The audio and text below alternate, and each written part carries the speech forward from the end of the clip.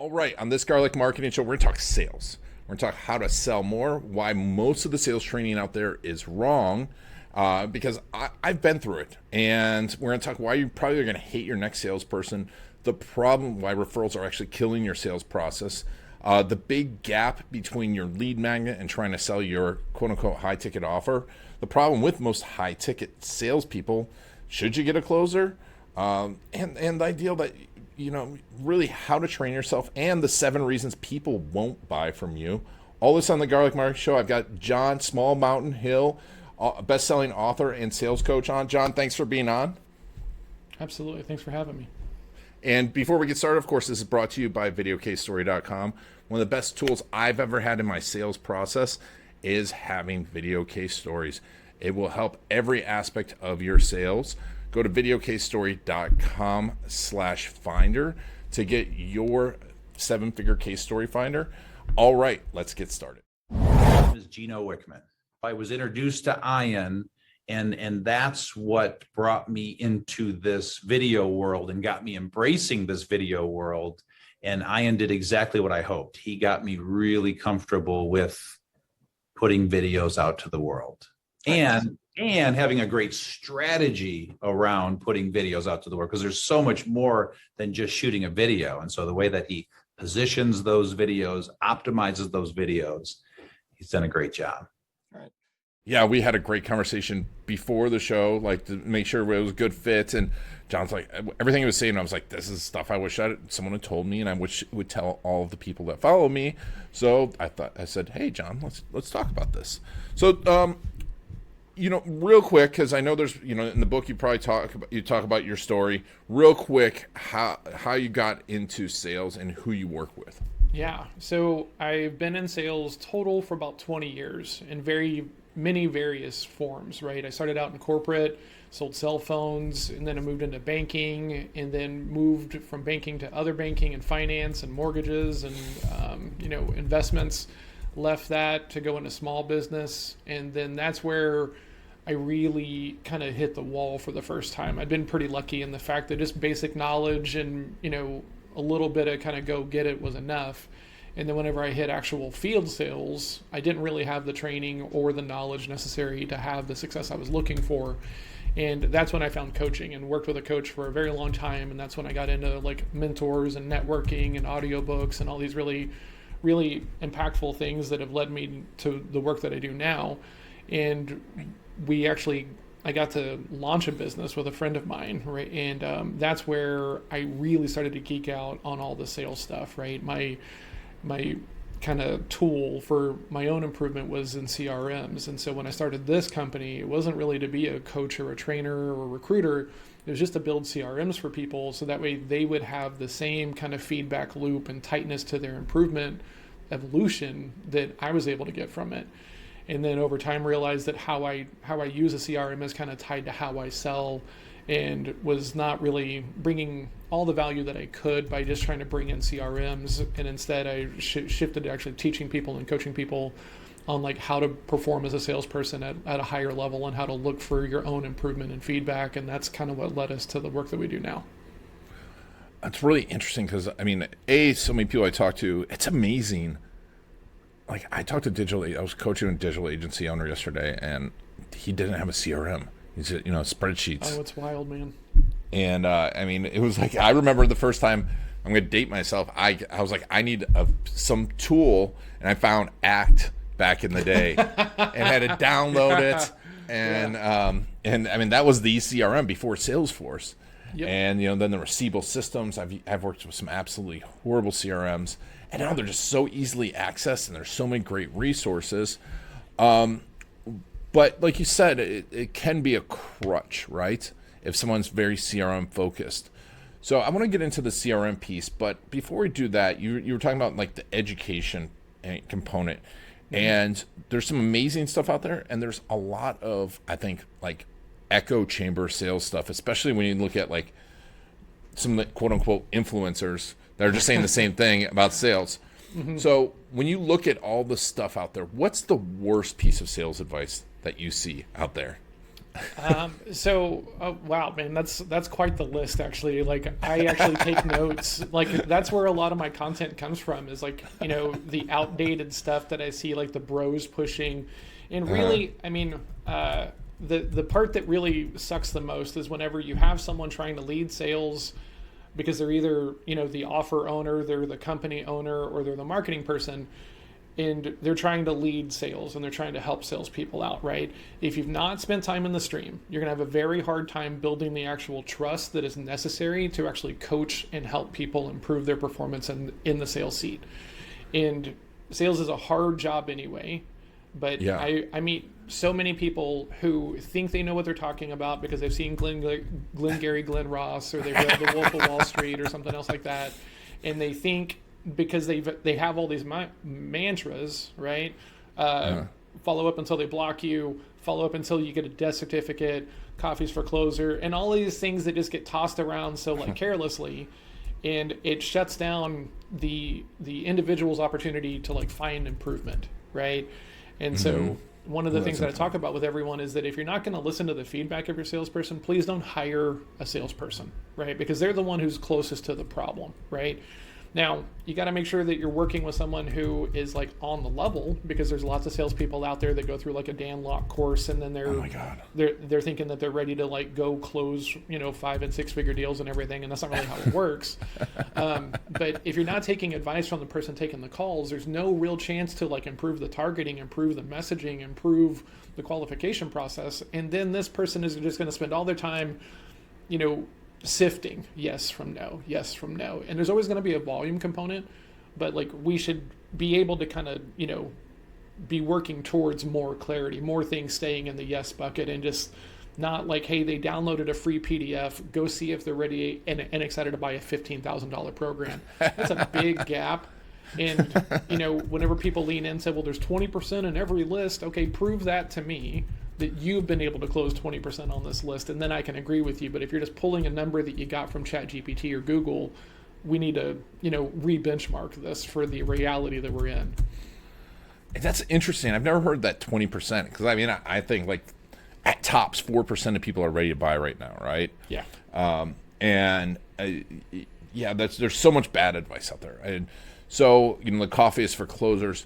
When you look at closing, because I feel like I see so many people like, I just need a closer. I just need a closer. Yep. And, and you're talking quote unquote high ticket, which I hate that for consultative sales. I even don't like that term, because it's not a ticket, right? It's you're entering into a relationship. It's like if I told my wife I bought a ticket from her to get her, she'd be, I wouldn't have a wife. So what's your opinion on closers? Who should be hiring them? And let's, I want to talk like, we have a lot of service industry in our business. Yeah, same. And so agencies, coaches, consultants are like, I just need a closer. Yeah. What are your feelings on that? If that's the only granularity that you can bring to like what you think you need, it's going to fail, right? Because I work with people who are doing services, right? Because they don't want to be sales machines, right? So they figure out a way to bring on consistent value, right, through coaching or consulting or like agencies. And then what happens is, because of all this sales stigma of like, well, salespeople can make anyone say yes. Well, then you're a founder and you're getting no's, you're getting kicked in the teeth because you don't know how to have a good sales conversation. You don't know how to qualify for gaps or challenges or pain points or anything else like that. And whenever, it feels different than the word of mouth referral conversations that you're sometimes able to close, you start thinking that you're not the caliber of person that can get yeses from people. And then you're on social media, or you're following some bad advice of like, well, a closer can get a yes from everyone. And then you start thinking that like they're kind of like magicians and they can just reach into this hat of no and pull out a yes. And like that's not how it works, right? And if you're selling something that's service driven, right? If you're selling something that is craft driven, like copywriting or brand or something else like that, the worst thing you can do is go out and try to find someone who's going to try to close everybody, because if there's not alignment in the expectations, they're going to churn. And whenever I first hit the scene, I was working with a lot of these like high ticket business opportunity kind of program owners, because I was thinking that I could help these people, right? I could bring in qualification and make sure there's alignment and stuff. And most of those people for being really honest, didn't really want that from me. They would rather go spend their times like trying to figure out how to build a service agreement that people can't get their money back from. And that's when I started to realize, oh, I'm just in the wrong space. Like I need to stop trying to help these people because they don't want the help the way that I give it, right? If you bring on clients who are aligned, your life is very easy as an agency owner, as a consultant, as a coach, as an individual freelancer. But if you're thinking that like, well, once they give me money, everything is going to be okay. One, you've not been in the space long enough. And two, you're going to hate that salesperson because then what happens is they're going to be selling things and kicking it over the wall. And then you're going to be mad at them because they're bringing in bad deals, but you couldn't give them the clarity necessary for them to actually bring in a good deal.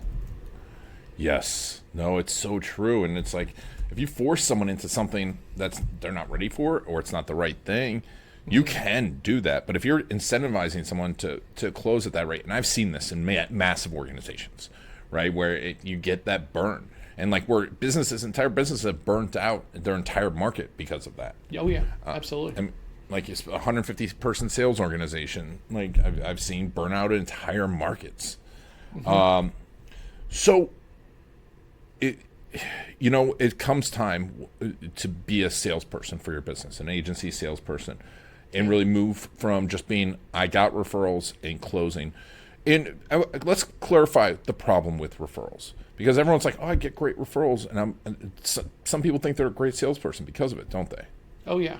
I every call I'm on, John, I need a salesperson. Okay, let's talk about it a little bit, And then it swiftly is followed up with like, well, John, I close deals. And it's like, okay, right? It's kind of potentially a weird thing to kind of brag about, but I'm glad, right? You should have closed some deals as the founder, as the owner, as the person who launched this thing, right? So, okay, great. Where'd they come from?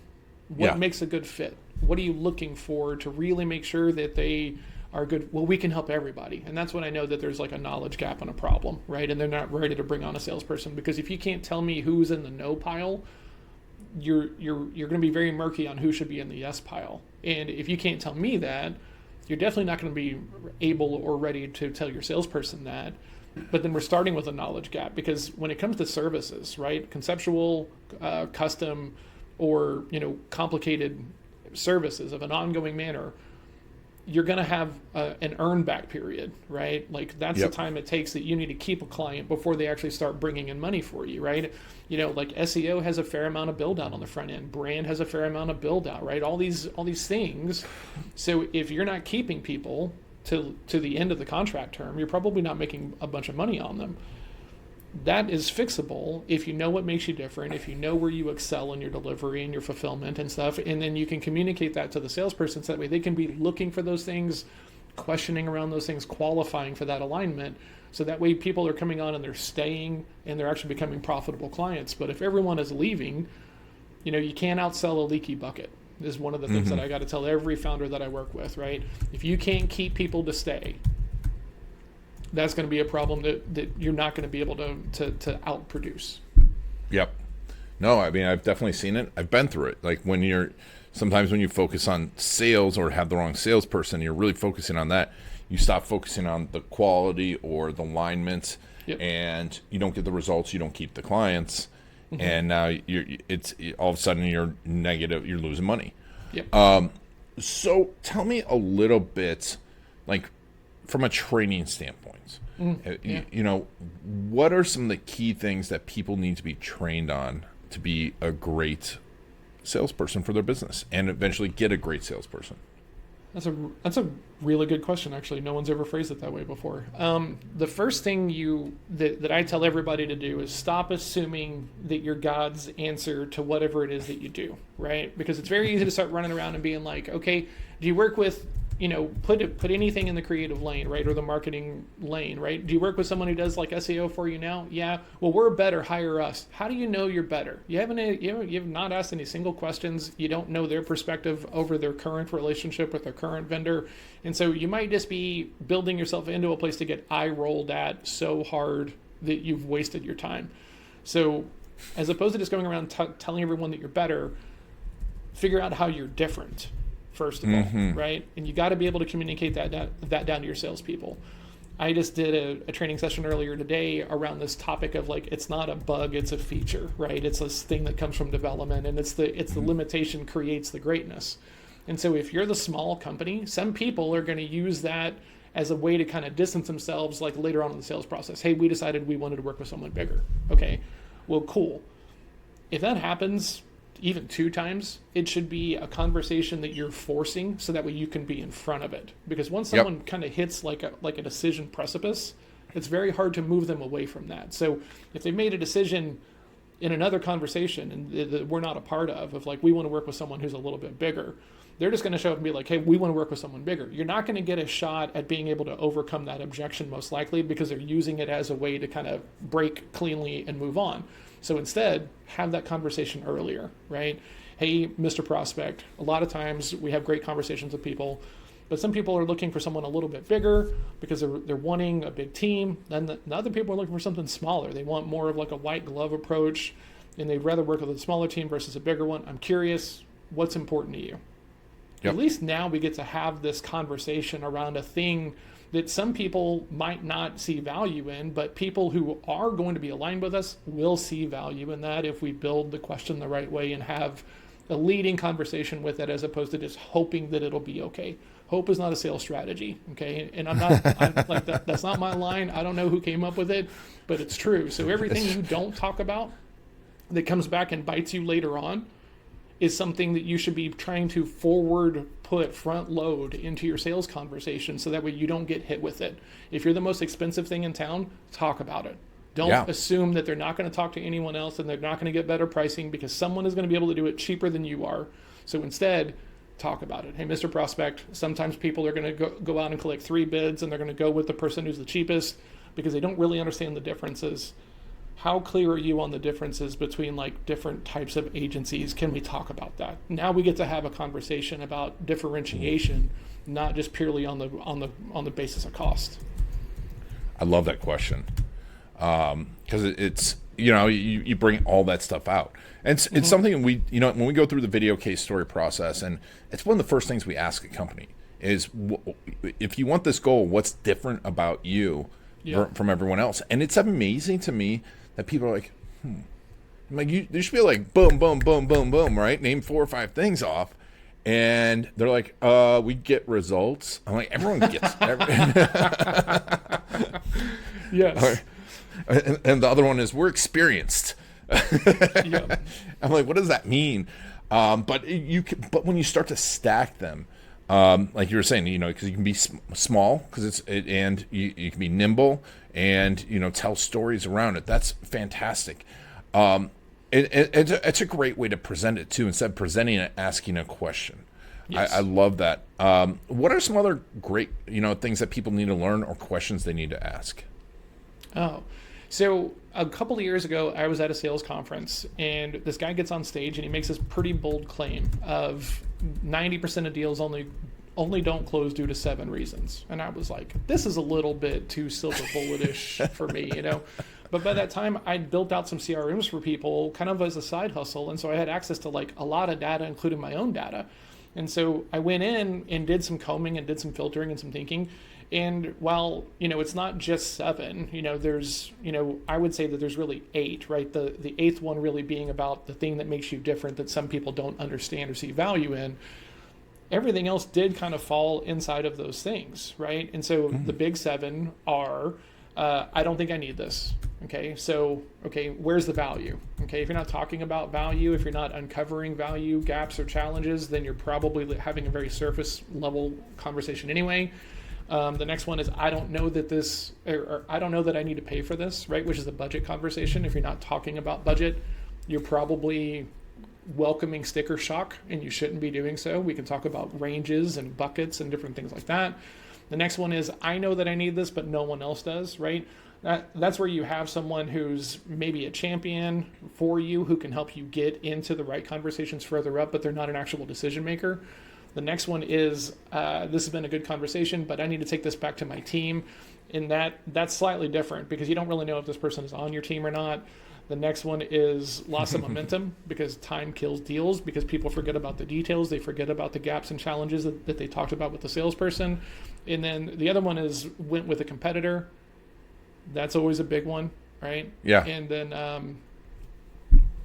the only other one is like, now's not the right time, right? We've already talked about. Most people are not going to be in right time.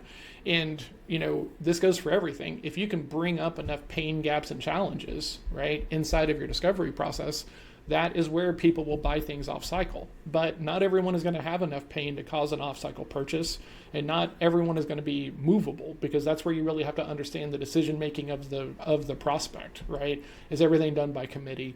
Is there one person who's like the main decision maker that if you have the right conversation with, they'll go find the budget for it? But these are very different kinds of sales, and it kind of depends upon the market you serve and what level that they're at. So Yeah. but if you're at least forward thinking of, okay, what do I need to kind of have a conversation about? And then the other really great thing is that if you have a good CRM and you're tracking your lost reasons, I don't know why people wouldn't have lost reasons in a CRM, but most people don't. Then you can go back and be like, okay, why am I losing deals? Okay, we lost because we weren't the cheapest. Okay, great. How can we have a conversation about that? We lost due to time. Okay, great. How do we do a better job of keeping momentum so that way we don't lose due to just time kind of killing our deal and stuff like that? But the CRM should give you everything you need to constantly improve and iterate your sales conversations. And then if you're really, really paying attention to your salespeople, it can also go back into your marketing, right? Because if you're starting to uncover that you're too expensive, your salesperson might not be the right person to try to cause a perspective shift, and it might be easier to kind of kick that over to marketing of like, hey, can we create some content? Can we build some messaging or some positioning around the idea that like, here's why we're not the cheapest, right? And here's the value that brings to people, and it's okay to not be ready. Because if we don't talk about this in a marketing thing, the salesperson has to qualify for it, and a certain number of people are going to hit the no pile. So, it starts to work itself back up to the top of the chain, which is the marketing message, if you're doing it the right way. Yeah, and I mean, that's a great point. I talk about this, because in our process, I talk about sales processes with YouTube, because it should be connected, right? It's not marketing over here and then sales over here. I went through that problem, when I worked before I started my agency, because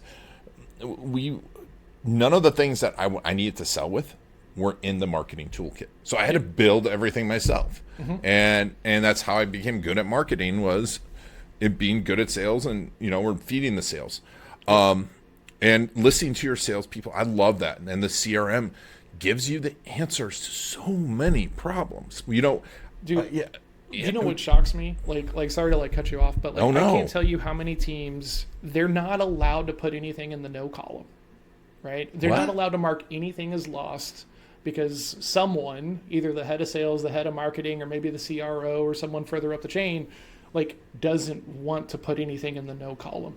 And so then what happens, if you can't put anything in the no column, let's look at how salespeople are trained. Just keep following up, just keep following them around. So if you're not ever allowed to put anything in the no column, even if it is disqualified, some people are like, well, let's just put them into like a 18-month nurturing sequence. Why are we doing that? Why do we think that their situation is going to change?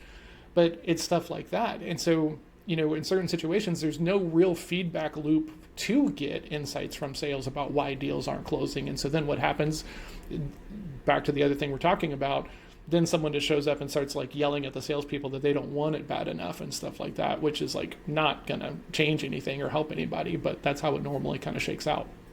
It's like my most important conversations with our clients are about the conversations they have with their prospects. And 100%, yes. And I'm like, we've innovated so many things. Like the way we found out that About Us was the second most used page on the website is because the clients were going exactly what you said. The people are too expensive, and I think I'm too expensive. I'm like, then they really don't understand you. Yep. And they're not taking the time. And I'm like, well, where else are they spending time? And I'm like, oh, on the About Us page. And that's where they go right before. And what an opportunity to say why you're so expensive and why you're so great. But that would have never came out if I was just like, oh, someone said the leads are bad, and I'm like, oh, I'll just change the leads. Yeah. Right?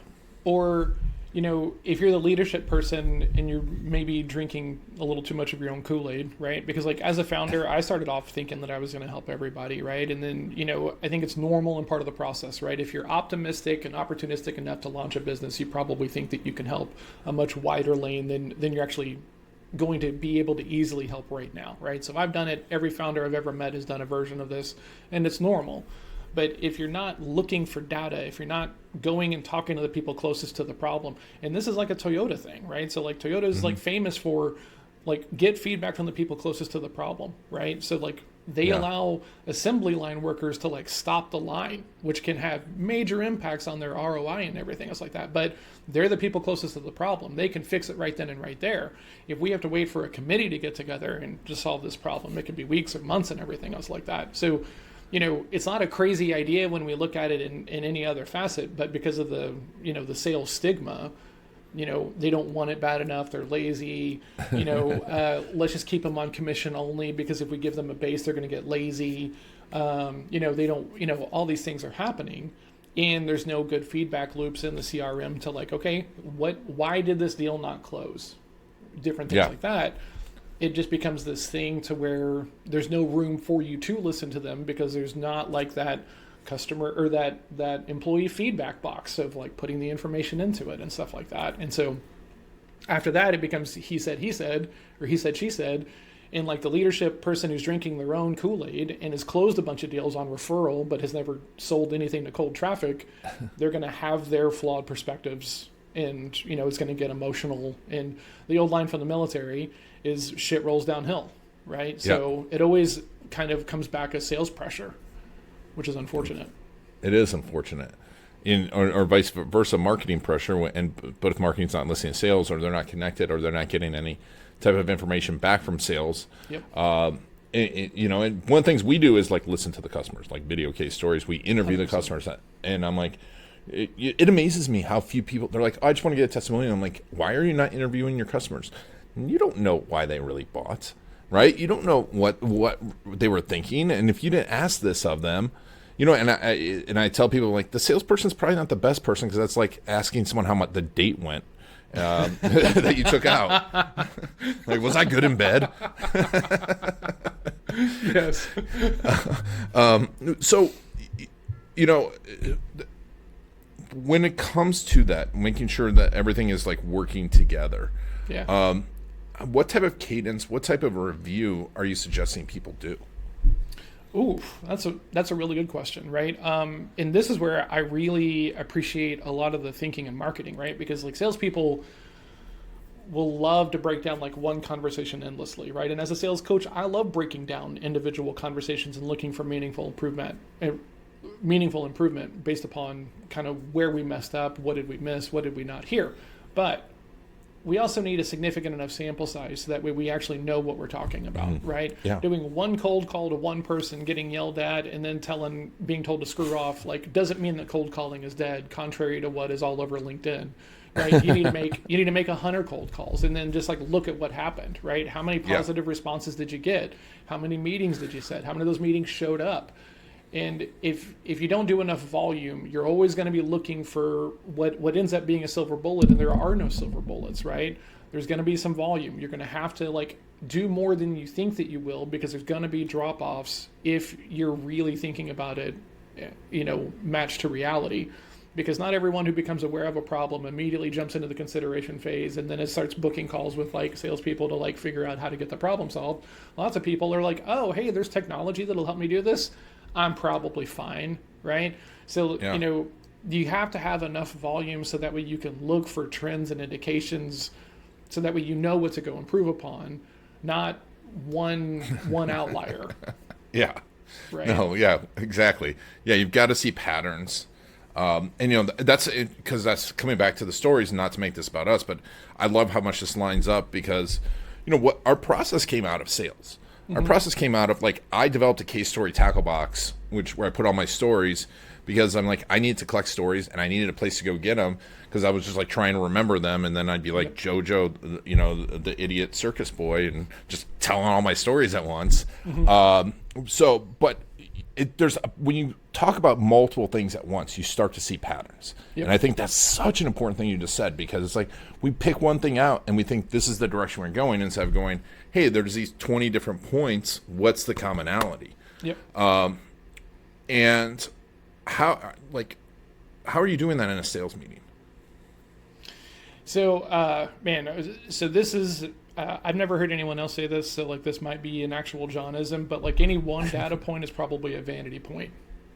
Right? Oh, yeah. So, it's not, especially like in service and in SaaS and stuff like that, it's not what you close, it's what you keep.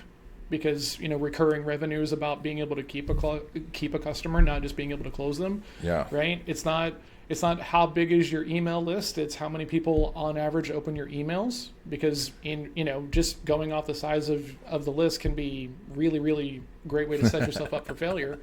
Yep. So there's always going to be another data point around the data point that you want to focus on. And when you start measuring two data points in relation to each other, that's when you actually start like building out like culture that your team is going to care about, right? Mm-hmm. So if it's all just like, okay, great, how many did we set and how many did we close? You're probably going to have a very bro-y transactional sales culture, right?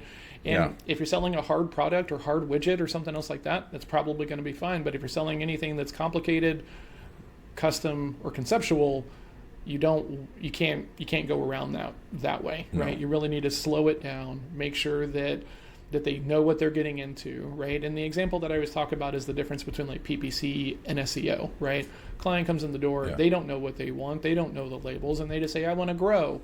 If you don't ask the question about like, hey, what kind of time frame are you looking to grow, right? Oh, I need leads next week. Okay, cool. SEO is going to be a nightmare for that person, because their expectations and need does not line up with the delivery that they're going to get, right? And then, then you also kind of have to be able to talk about the advantages to the thing that you're selling, right? Well, hey, we might not be able to get you leads next week, but you should know that like even after we work together, you're going to have great lead gen from the content that we're producing, but it's not going to be overnight. Does that even work for you?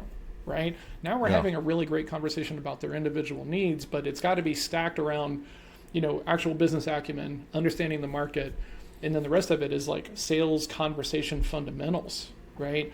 One thing that I'm seeing is, and someone else told me this, and then once they said it, like it's been living rent-free in my head, all these people that are hitting the job scene now, after like having kind of like college time during the pandemic and being on lockdown and stuff like that, there's a conversational gap. They don't have the same skills and fluency of having kind of disjointed sales conversations that come in many various formats and with different personality types and stuff like that, because they've spent a big part of their developmental time kind of like away and secluded with only kind of like text messages and emails and stuff like that. Yeah. Conversation, there's pressure to reply. So you got to be on it, right? You can't do the George Costanza thing to where like he thinks of the joke afterward and says, that's what I should have said, and then like goes back to it, because sales doesn't work that way, right? Nope. You got to be ready, you got to be on point, and you got to be listening so that way you have the conversation that they want to have, not trying to cherry pick it so that way you can try to force the conversation you want to have, because you're not the one buying. They're the ones who have to open their wallet and make the buying decision. Exactly. And this is why people should have sales coaches. And I think if you have a salesperson, folks, and you haven't been a sales manager, you need to hire a sales coach for them. Even 100%. If you've been a sales manager, because that's and that's why I want to have you on, is because I see this all the time where people are like, oh, the marketing doesn't work because the salesperson doesn't work, or the salesperson doesn't work. I'm like, yes. You're trying too much and the wrong things. You don't understand sales. Yeah. The motion has to match, right? Yeah. Like, if you're running cold email campaigns that say, hey, in 90 days or less, we're going to 10x your company, and like you don't pay unless we perform, book a call. You're not really setting that salesperson up to have a deep discovery conversation, because look at how you pitch the meeting, right? You pitch it as a silver bullet. And so then the salesperson's like, well, can you tell me more about what brought you to the call? Well, you said this was going to be easy and I didn't have to pay until I got anything back. So like, why wouldn't I be here? And now we're already at ends. We're not on the same page. Yeah. We're not having the regular conversation that we need to have, because the marketing norm creates the sales norm. So you can't promise people the world and then expect them to have the patience to do deep discovery. It just doesn't work that way. You need to build in a little bit of messaging of like, hey, you might not be the right fit for us. We might not be the right fit for you. That sometimes happens. Would like to have a call to see if there's room for us to work together, because we don't want your money if it's not a fit. Now there's room for discovery and for it to be deep and like, what do you really need? And do you really think we can help? But if you're going around promising people the world, there's no real room to be consultative in your sales motion, right? That's when you need to go find high ticket closers or, timeshare guys and stuff like that. And then hope that you can outsell the churn, which I've seen too many people fall victim to not being able to do that. Even if they can get a good closer and they've got good marketing and stuff like that, if there's a misalignment in what you think you deliver versus what people are actually getting, it's just, everyone is just going to be on a roller coaster ride of boom and bust and boom and bust and boom and bust. Yep. Amen to that. Amen to that. Well, John, this has been fantastic. I definitely want to have you back because I there's so many other questions, but I'd like to keep this. I mean, this is longer than I usually go, but it was so much fun. And so once again, Selling from Scratch is the book. Connect with you on LinkedIn and any other place that people should follow you. LinkedIn is probably the place I hang out the most. I'm on Facebook, but there's a lot of John Hills. If you go to LinkedIn and you look up John Small Mountain, I'm the only guy who shows up. So it's a little bit easier to find me over there. John Small Mountain. I loved it. When I saw that, I was like, that's so perfect. All right. Talk about forcing the nickname to stick. That's where it came from. I hated the name Garlic growing up, but now it's like, hey, there's one other of these guys out there, and he's like 80 years old, so I'm good to go. I had a battle against like chef searches because it was Chef Ian's garlic recipe. I'm like, that's not me. But awesome. So John Small Mountain Hill. We'll make sure to put a link to all this in the show notes. Thank you again for being on the Garlic Marketing Show. Thank you so much for having me on, man. I really appreciate it. And thank you all for making John and I part of your story. This has been Ian Garlic and the Garlic Marketing Show.